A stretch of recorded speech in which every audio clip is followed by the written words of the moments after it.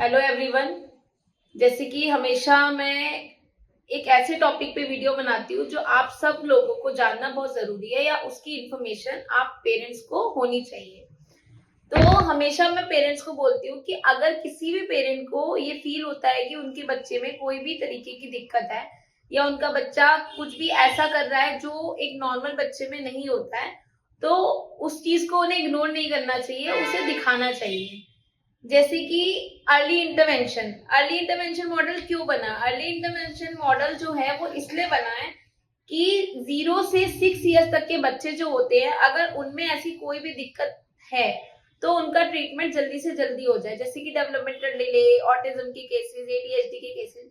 क्योंकि 0 से 6 ईयर में बच्चा जो है वो सारी चीजें बहुत ज्यादा स्पीड से सीखता है।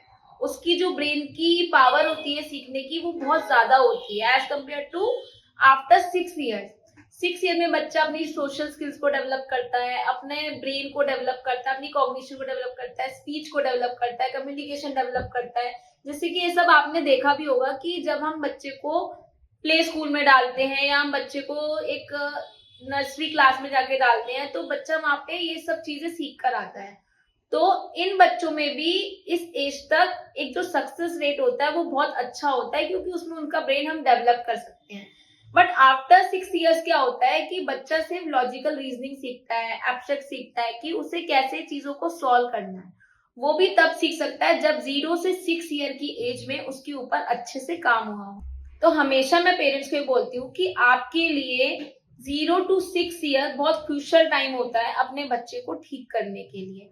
अगर आपने 6 ईयर्स निकाल दिए और उसके बाद आप चाहते हैं कि आपका बच्चा बोलने लगे, आपका बच्चा एक नॉर्मल बच्चे की तरह दिखने लगे, तो ऐसा पॉसिबल ही नहीं है। मेरे पास जितने पेरेंट्स आते हैं, अगर वो 6 ईयर्स से पहले पहले बच्चे के लिए आते हैं तो मैं हमेशा उन्हें यही बोलती हूँ कि हाँ, इसमें 90% इंप्रूवमेंट आ सकती है, 99% इंप्रूवमेंट आ सकती है, बच्चा इंप्रूव कर सकता है।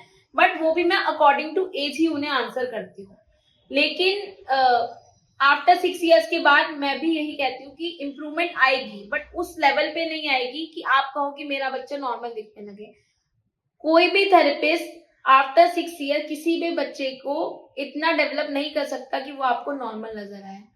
तो अर्ली इंटरवेंशन मॉडल जो बना है वो इसी चीजों को लेके बना है कि बच्चे का जो ब्रेन डेवलपमेंट पार्ट है, जो सोशल पार्ट है, जो इमोशनल पार्ट है, वो इसी एज में ही डेवलप होता है। तो आप पेरेंट्स उसी एज को निकाल देते हैं, क्योंकि ये सोचते हैं कि कुछ बच्चे लेट बोलते हैं, चलो ये बोल लेगा।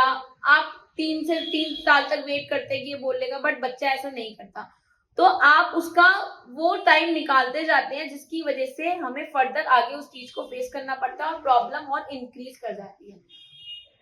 तो प्लीज पेरेंट्स, आप इस चीज को समझिए कि अगर कोई चीज बनी है तो उसका रीजन क्या है, उसके पीछे का रीजन क्या है।